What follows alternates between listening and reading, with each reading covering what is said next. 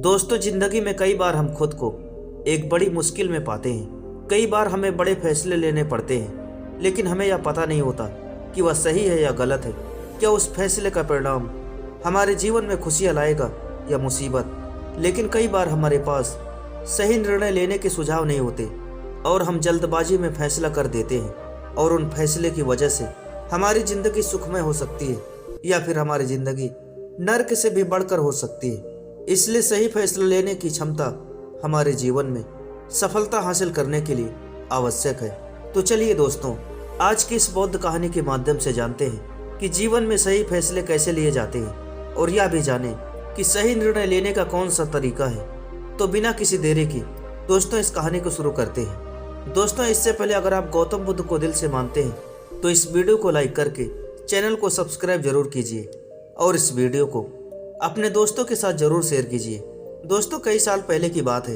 एक छोटे से राज्य में एक बौद्ध भिक्षु निवास कर रहे थे, जिन्हें सभी जगहों पर उनके ज्ञान के बड़े बड़े चर्चे थे। वह बौद्ध भिक्षु बहुत ही ज्ञानी थे। उनके पास लोग दूर दूर से आते थे ताकि वे उनसे अपनी समस्याओं का समाधान प्राप्त कर सके। उनके पास कोई भी कैसी भी समस्या लेकर क्यों ना आए, वह समस्या का समाधान अवश्य करते थे। जब भी वह किसी समस्या को सुनते तो उस समस्या को बड़े ही ध्यान से सुनते और उसमें लीन हो जाते। उसके बाद कुछ देर के लिए वह आंखें बंद करते और उस समस्या के बारे में सोच विचार करते और उसके बाद उसका समाधान देते। ऐसे में कोई भी व्यक्ति उनके बारे में केवल एक ही बात सोचता था, शायद इन साधु के पास कोई ऐसी चमत्कारिक शक्तियां हैं जिनसे यह समाधान पूछते हैं और उसके बाद हमें वह समाधान बताते हैं। एक बार एक युवक ने उन महाराज से यह भी पूछ लिया कि क्या आपके पास ऐसे कोई चमत्कारिक शक्तियां हैं जिसके कारण आप हमारी समस्याओं का समाधान करते हैं, या आपके पास ऐसे कोई दिव्य शक्ति है जिससे आप हमारी समस्याओं का समाधान खोज पाते हैं। उस युवक की यह बात सुनकर वह साधु जोर जोर से हंसने लगा, लेकिन उन्होंने उस युवक की बात का कोई जवाब नहीं दिया। उसके कुछ ही दिनों बाद उस राज्य में एक अजीब सी बड़ी घटना घटी। उस राज्य में एक बुढ़िया औरत रहा करती थी जो अपने घर में अकेली रहती थी। उसका कोई ना था। उस राज्य से होकर 4 मित्र अपने घर की ओर जा रहे थे। वे लोग दूसरे नगर में काम करके पैसा इकट्ठा करके अपने गांव की ओर जा रहे थे। ये बात बहुत ही पुराने जमाने की है, जब यातायात के साधन ना हुआ करते थे, इसलिए लोग पैदल ही यात्रा किया करते थे। इसी कारण वो चारों मित्र अपने अपने धन को इकट्ठा करके अपने गांव की ओर प्रस्थान कर रहे थे। उन चारों ने अपना अपना धन एक छोटी सी पोटली में रखा था और उस पोटली में उन सब की सारी कमाई थी। तभी उन चारों मित्रों में से एक मित्र कहता है, मित्रों, इस तरह से यदि हम अपना धन अलग अलग रखेंगे तो इससे हमारा धन चोरी हो सकता है। क्यों ना हम अपना सारा धन एक ही पोटली में रख दें, जिससे हम सब इस पर ध्यान भी दे सकेंगे और हमारा धन सुरक्षित भी हो जाएगा। और जब हम अपने गांव पहुंचेंगे तो हम वहां पर अपना अपना हिस्सा इसमें से ले लेंगे। उन तीनों मित्रों ने उस युवक की बात मान ली और वे सभी मिलकर अपना धन एक ही पोटली में रख देते हैं और वे सभी मिलकर अपने गांव की ओर आगे बढ़ते हैं। चलते चलते काफी समय बीत चुका था और अब रात्रि होने वाली थी। तभी आगे चलकर रास्ते में उन्हें एक घर दिखाई देता है जहां एक बूढ़ी औरत रहा करती थी। रात्रि का समय भी हो चुका था और उन चारों मित्रों को रात रुकने के लिए कोई ना कोई जगह की आवश्यकता भी थी। ऐसे में उन चारों ने मिलकर यह योजना बनाई कि वे लोग आज रात इसी घर में ठहरेंगे।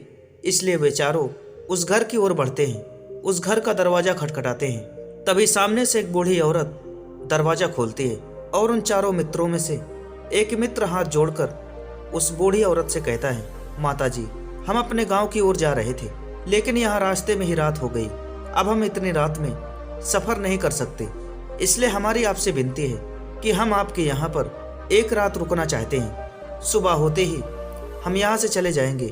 उस बूढ़ी औरत ने काफी देर तक सोच विचार किया। उसके बाद वह बूढ़ी औरत कहती है, ठीक है, तुम सभी आज रात के लिए यहाँ पर रुक सकते हो, मुझे कोई दिक्कत नहीं है। मैं खाना बनाने जा रही हूँ, कहो तो तुम लोगों के लिए भी खाना बना दो। उन चारों ने सहमति जताते हुए कहा, हाँ बिल्कुल। उसके बाद चारों मित्रों ने धन की पोटली उस बूढ़ी औरत को थमा दी और कहा, माता जी, इस पोटली में हमारे साल भर की कमाई है। हम चारों ने अब तक अपना सारा कमाया हुआ धन इस पोटली में रखा है और अब हम इसे आपको सौंपते हैं, क्योंकि यह हम चारों से ज़्यादा आपके पास सुरक्षित होगा। बस हम इतना चाहते हैं, यदि हम चारों में से कोई भी व्यक्ति इसे लेने आए तो आप इस पोटली को उसे मत देना जब तक कि हम चारों एक साथ इस पोटली को लेने ना आए। तभी वह बूढ़ी औरत कहती है, ठीक है बेटा, यदि तुम चारों एक साथ आओगे तभी मैं इस पोटली को आपको सौंपूंगी। और वैसे भी आप लोग तो सुबह यहाँ से चले जाने वाले हैं, मैं आपको सुबह ही यह पोटली थमा दूंगी। वह धन की पोटली उस बूढ़ी औरत को थमाकर चारों मित्र निश्चिंत हो गए कि अब उनका धन सुरक्षित है और वे खाना खाकर सो जाते हैं। अगली सुबह जब वह चारों उठते हैं तो सभी लोग अपनी आगे की यात्रा के लिए तैयारी शुरू कर देते हैं। उन चारों नौजवान में से एक नौजवान थोड़ा सा बदमाश था। वह अपने उन तीनों मित्रों से कहता है, भाइयों, इस बूढ़ी औरत ने हमारी रात भर खातिरदारी की है, हमें अच्छा भोजन खिलाया, सोने के लिए अच्छी जगह दी, रात भर यहाँ सर छुपाने के लिए एक अच्छा मकान दिया और हमने अब तक उसके साथ कुछ नहीं किया। वह बूढ़ी औरत अकेले ही खेतों में काम कर रही है। क्या हम सभी यहाँ से जाने से पहले इस बूढ़ी औरत की मदद कर सकते हैं?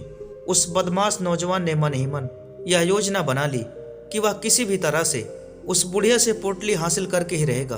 बाकी के तीनों मित्र उसकी बातों में आ जाते हैं और वे सभी मिलकर उस बुढ़िया की मदद करने अर्थात खेतों में काम करने के लिए चल पड़ते हैं। वे सभी मिलकर खेतों में काम कर ही रहे होते हैं। तभी वह बदमाश नौजवान अपने बाकी के तीनों मित्रों से कहता है, मित्र, मुझे जोरों से प्यास लगी हुई है, मैं जरा उस बूढ़ी औरत से पानी मांग कर आता हूँ। वह बाकी मित्र भी अब काफी थक चुके थे, उन्हें भी जोरों से प्यास लगी हुई थी, इसलिए वह तीनों मित्र उसे वहां जाने की अनुमति दे देते हैं। जैसे ही वह बदमाश उस बूढ़ी औरत के पास पहुंचता है, वह उस बूढ़ी औरत से कहता है, माता जी, अब हम यहाँ से जा रहे हैं, कृपया करके हमारे धन की पोटली हमें वापस दे दे।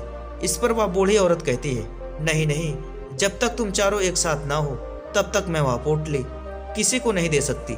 तुम्ही ने कहा था कि जब तक हम चारों एक साथ ना हो तब तक यह पोटली किसी को नहीं देना है। तभी वह बदमाश उन तीनों की तरफ इशारा करते हुए कहता है, लाओ। उन तीनों ने सोचा कि हमारा मित्र हमारे लिए पानी लाना चाहता है, इसलिए वह हमसे आज्ञा मांग रहा है। तभी उन तीनों मित्रों ने इशारे में उस युवक से कहा, हाँ हाँ ठीक है, ले आओ। यह देखकर उस बुढ़िया को यह लगने लगा कि अब यह चारों यहाँ से जा रहे हैं और यह अपनी पोटली मांग रहे हैं, इसलिए उस बुढ़िया ने वह पोटली उस बदमाश के हाथों में रख दी और वह बदमाश उस पोटली को लेकर वहां से चला गया और बाकी के तीनों मित्र अपने खेत के कामों में व्यस्त हो जाते हैं। कुछ देर बाद जब वह तीनों खेत का काम करके वापस लौटते हैं और बुढ़िया से कहते हैं, माता जी, हमारा मित्र जो यहाँ पानी पीने आया था वह कहाँ गया? इस पर वह बुढ़िया कहती है, क्या वह पानी पीने आया था? पर वो तो कह रहा था कि हम चारों जा रहे हैं, कृपया करके हमारे धन की पोटली हमें थमा दे।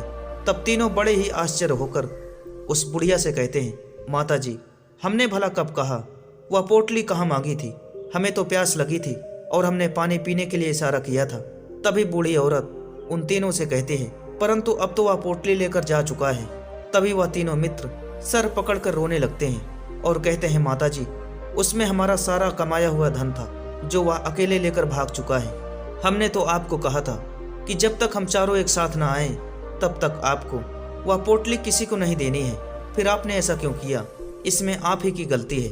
हमने आपको उस पोटली की हिफाजत के लिए रखा था और आपने उसे एक ऐसे आदमी के हाथों में दे दिया जिसने हमारा सारा धन हमसे लूट लिया।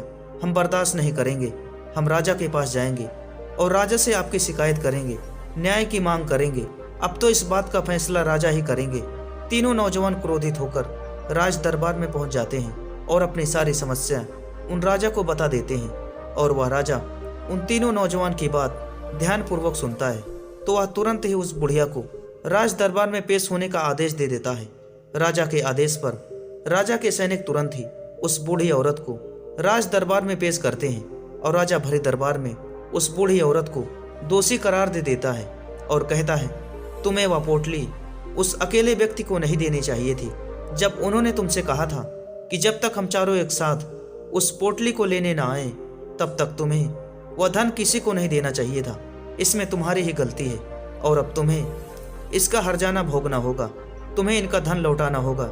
राजा का यह आदेश सुनकर बूढ़ी औरत फूट फूट कर रोने लगती है और राजा से मदद की गुहार लगाती है और कहती है, हे राजन, मैं तो एक बूढ़ी औरत हूँ, मेरे पास इतना धन नहीं है और ना ही मेरे घर में कोई ऐसा है जो धन कमाता है।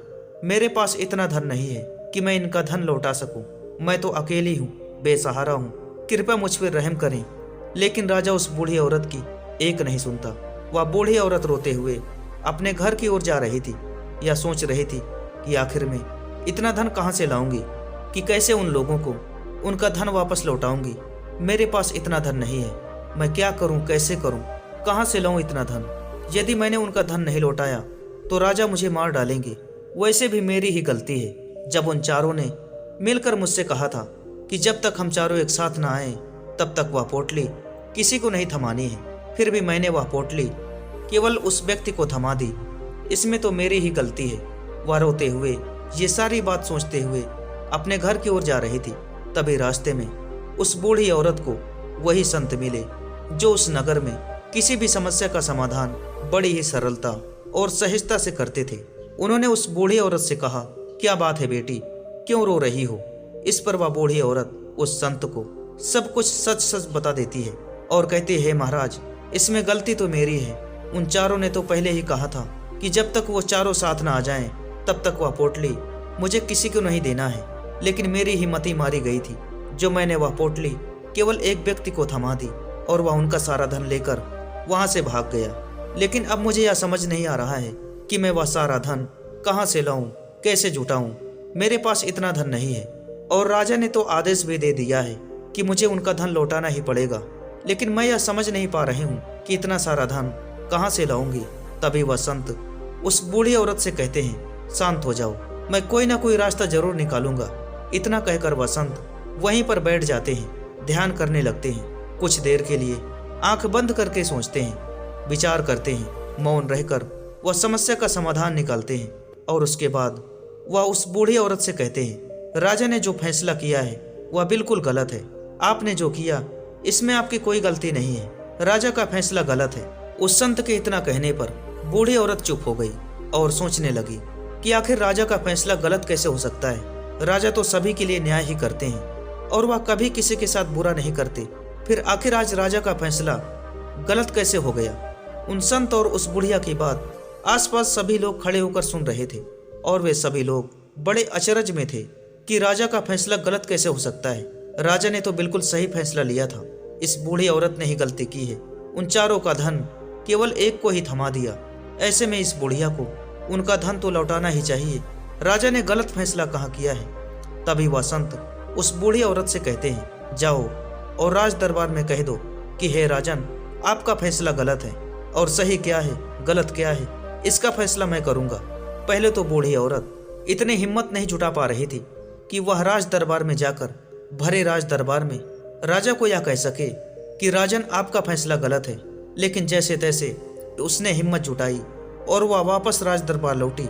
राजा से बड़ी ही डरती हुई आवाज में कहा कि राजन, आपने जो फैसला किया है वह फैसला गलत है। इतना कहकर उसने राजा को सारी बात सच सच बता दी। उस बूढ़ी औरत की बात सुनकर राजा बहुत क्रोधित हुआ। उसने बूढ़ी औरत से कहा, कौन है वह संत जिसने मेरे फैसले को गलत बताया? क्या उन्हें नहीं लगता कि मैंने सही निर्णय लिया है? मैं हर रोज कई निर्णय लेता हूँ, कई फैसला लेता हूँ, लेकिन आज तक कभी किसी ने मुझे यह नहीं कहा कि मेरा फैसला गलत है। यदि उन संत ने मुझे सही फैसला ना सुनाया तो उन्हें फांसी की सजा दे दूंगा। यह बात पूरे नगर में फैल गई। सभी लोग यह जानने के लिए हैरान थे कि आखिर वह साधु ऐसा कौन सा फैसला सुनाने वाला है जो राजा से भी उचित होगा, जिसमें सबके लिए न्याय होगा। राजा ने अपने सैनिकों को तुरंत आदेश दे दिया कि जाओ और संत को राज दरबार में ले आओ। राजा की आज्ञा अनुसार वे सैनिक तुरंत ही उस संत को लेने के लिए निकल पड़े। वे लोग कुछ ही देर में उस संत को लेकर राज दरबार पहुंचे। राज दरबार में सभी लोग उपस्थित थे और सभी लोग उन संत के फैसले का इंतजार कर रहे थे। उन संत को देखकर राजा कहता है, महाराज, आपको ऐसा क्यों लगता है कि हमने जो फैसला किया है वह गलत है? इस बुढ़िया ने यह वादा किया था कि वह 4 लोगों को एक साथ ही वह पोटली थमाएगी। फिर आखिर उसने ऐसा वादा तोड़ा क्यों? इसने यह गलती क्यों की कि इसने केवल एक ही को पोटली थमा दी और वह उनका सारा धन लेकर यहाँ से भाग गया? तो क्या इसमें इसकी गलती नहीं है? तो क्या इसे इनका धन नहीं लौटाना चाहिए? इस पर वह साधु बड़ी विनम्रता से राजा से कहते हैं, हे राजन, यह आपका फैसला था, लेकिन मैं आपसे कुछ कहना चाहता हूँ। इस पर राजा कहता है, ठीक है, कहिए, आप क्या कहना चाहते हैं? इस पर वह साधु बड़ी विनम्रता से राजा से कहता है, हे राजन, जैसा कि वादा किया गया था कि पोटली एक साथ उन चारों को ही दी जाएगी, तो अभी तो केवल यह 3 है, चौथा कहाँ है? तो इनसे कहिए कि यह लोग यहाँ से वापस जाएं और अपने उस चौथे मित्र को यहाँ लेकर आएं, तभी इनका धन वापस किया जाएगा। और वादा भी ऐसा किया गया था कि जब तक चारों लोग एक साथ ना हो तब तक उनका धन उन्हें नहीं लौटाया जाएगा। और यदि यह बूढ़ी औरत इन तीनों को धन लौटा देती है तो यह बूढ़ी औरत अपना वादा तोड़ देगी और यह सही नहीं है। इसलिए यदि आप चाहते हैं कि इनका धन लौटाया जाए तो पहले इनसे कहिए कि ये लोग जाएं और अपने उस चौथे मित्र को यहाँ वापस लेकर आएं। उस राज दरबार में हर कोई इस बात को सुनकर बहुत ही खुश हुआ। सभी ने उन संत की बहुत ही तारीफ की। राजा ने भी उन संत के इस फैसले से पूरी तरह से सहमत था। राजा तुरंत ही उन संत के सामने सिर झुका लेता है और हाथ जोड़कर उनसे कहता है, हे महाराज, आपका यह फैसला इतना सही कैसे हो सकता है?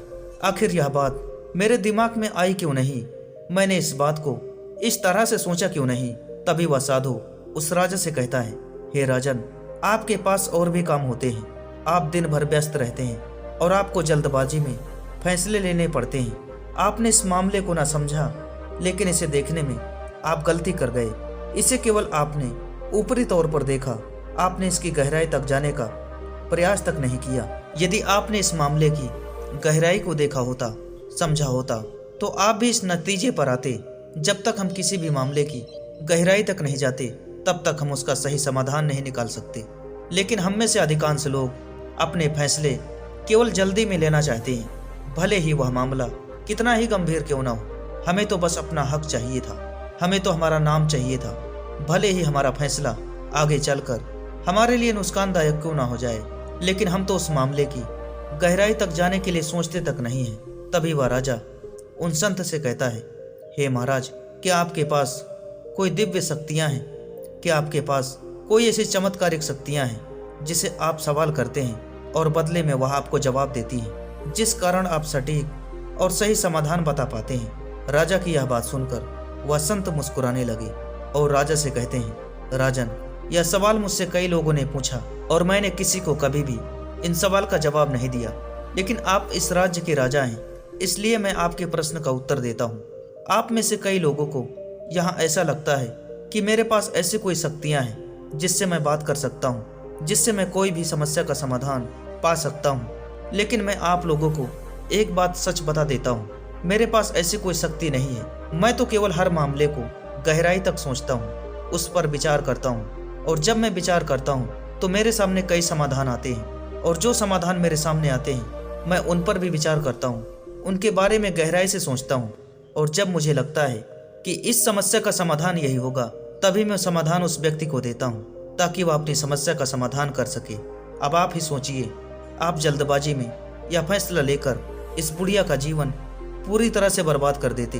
हमारा जीवन केवल एक फैसले पर निर्भर करता है। यदि वह फैसला सही हुआ तो हमारा जीवन अच्छा बन जाएगा, यदि वह फैसला गलत हुआ तो हमारा जीवन नर्क से भी बदतर हो सकता है। इसलिए यदि आप सही और सटीक फैसला लेना चाहते हैं तो आपको मौन रहना सीखना पड़ेगा। मौन रहकर उस पर विचार करना सीखना होगा, क्योंकि हमारे फैसले ही हमारा भविष्य तय करते हैं, हमारे जिंदगी का अगला पड़ाव तय करते हैं। फिर चाहे वह फैसले छोटे हों या बड़े, वे ही हमारी जिंदगी को निर्धारित करते हैं। इसलिए सबसे पहले हमें सही फैसला लेने के लिए मौन रहना सीखना बहुत ही आवश्यक है, उन पर विचार करना आवश्यक है। और जब आप ऐसा करते हैं तो आपके सामने एक ही समझ के कई सारे समाधान निकल कर आते हैं, और जब आप उन पर गौर करेंगे तो आपको यह समझ में आएगा कि उन फैसलों का समाधान कैसा होना चाहिए, किस समाधान से आपको क्या फ़ायदा होगा और क्या नुकसान होगा, या उस समाधान पर सोच और विचार करने पर ही आप उसे समझ सकते हैं, और तभी आप यह निर्णय ले सकते हैं कि क्या यह समाधान उचित रहेगा या नहीं। और यह सब संभव हो सकता है यदि हम कम बोलना शुरू करें। अगर हम पूरी तरह से मौन हो जाएं, इसका अर्थ यह है कि आप भीतर से शांत हो जाएं, और जब आप भीतर से शांत होने लगते हैं तो आपका मन स्पष्ट होने लगता है, साफ होने लगता है, और आप किसी भी चीज़ पर सोच विचार कर सकते हैं। और जब आप भीतर से शांत होने लगते हैं तो आप ऊपर से भी कम बोलते हैं, और जब आप धीरे धीरे कम बोलने की आदी हो जाते हैं तो आप साफ और स्पष्ट तौर पर सोच और समझ पाते हैं। आपके विचारों में शुद्धता आती है, जिससे आपको यह साफ और स्पष्ट देखने को मिल जाता है कि कौन सा फैसला सही होगा और कौन सा फैसला गलत होगा। आपको उस परिस्थिति में क्या करना चाहिए और क्या नहीं करना चाहिए।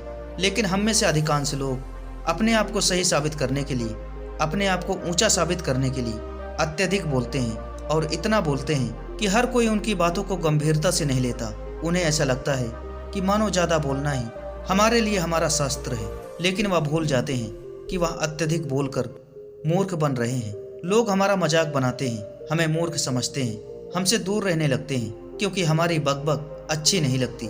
लेकिन जब आप भीतर से शांत होने का प्रयास करते हैं और धीरे धीरे भीतर से शांत होने लगते हैं तो आप खुद ब खुद ऊपरी तौर पर कम बोलना शुरू कर देते हैं। इससे आपके मन में, आपके मस्तिष्क में एक साफ और स्पष्ट विचार उत्पन्न होते हैं और आप अपने आप को साफ और स्पष्ट तौर पर समझ पाते हैं, देख पाते हैं आपको कब, क्या, क्यों और कितना बोलना चाहिए, और आपको कब और कैसे, क्यों और किस तरह से कौन सा फैसला लेना सही है या नहीं, यह भी आप अच्छी तरह से समझ जाते हैं और जान जाते हैं। जब आप कम बोलना शुरू कर देते हैं तब आपको यह बात भी बहुत अच्छी तरह से समझ में आने लगती है कि हम बेकार की बकबक करते हैं, उस पर हमारे शरीर की बेवजह ही कितनी सारी ऊर्जा यूं ही व्यर्थ हो जाती है, नष्ट हो जाती है, जिसे हम चाहें तो किसी जरूरी काम में लगा सकते हैं, फैसला लेने में लगा सकते हैं, जिससे हम तनाव मुक्त रह सकते हैं और हमें अच्छी नींद आ सकती है।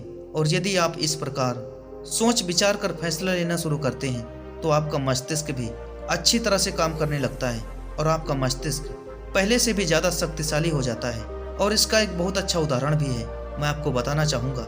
जब आप स्कूल में पढ़ते हैं या फिर जब आप पढ़ रहे होते हैं तो आपने देखा होगा कि जो बच्चे होनहार होते हैं, होशियार होते हैं, वे लोग बहुत कम बात करते हैं और अपना समय सही चीज़ों में लगाते हैं। वह अधिकांश समय मौन रहकर ही बिताते हैं। इसी वजह से पढ़ाई करने में वह तेज होते हैं। वह जो कुछ भी पढ़ना चाहते हैं वह उसे याद कर लेते हैं। वहीं दूसरी तरफ जो लोग बहुत अधिक बोलते हैं, यदि आप उन्हें पूरे 24 घंटे दे दें तो भी वह उस तरह से उन चीज़ को याद नहीं कर सकते जिस तरह से मौन रहने वाले बच्चे उन बातों को याद कर लेते हैं। महान चाणक्य ने यह भी कहा था कि जो व्यक्ति यह समझ जाता है कि उसे कब और कहाँ कितना बोलना चाहिए, उस व्यक्ति को सफल होने से कोई नहीं रोक सकता। और आप इतिहास उठाकर देख सकते हैं, आज तक जो भी लोग महान हैं, जो भी लोग सक्सेसफुल बने हैं, उन लोगों की आदत बहुत कम बोलने की है। उनका पूरा ध्यान केवल अपने लक्ष्य पर होता है और अपना पूरा समय वह अपने लक्ष्य को पाने में ही लगा देते हैं। इसलिए आपको भी यह आदत अपने जीवन में उतारना चाहिए। और कम बोलने का अर्थ यह नहीं है कि आप ऊपर से कम बोलें, बल्कि आप भीतर से भी कम बोलें, भीतर से शांत रहिए। यदि आप रोज इसका अभ्यास करते हैं तो केवल आप कुछ ही दिनों में ही इससे होने वाले लाभ आपको आपके सामने नजर आने लगेंगे। इसके बाद राजा ने संत की बात सुनकर उसने अपनी गलती के लिए क्षमा मांगी। संत ने राजा को क्षमा करते हुए अपनी यात्रा के लिए निकल पड़े। दोस्तों, आपने इस वीडियो से क्या सीखा वह मुझे आप नीचे कमेंट करके जरूर बताएं। अगर आपको यह वीडियो पसंद आए तो इस वीडियो को एक लाइक करें और चैनल को सब्सक्राइब करें। यदि आप इस चैनल पर नए हैं तो चैनल को सब्सक्राइब करने के बाद इस वीडियो को अपने दोस्तों के साथ जरूर शेयर करें। तो दोस्तों, आज की इस वीडियो में इतना ही। मिलते किसी नई वीडियो में किसी नए टॉपिक के साथ। तब तक के लिए धन्यवाद।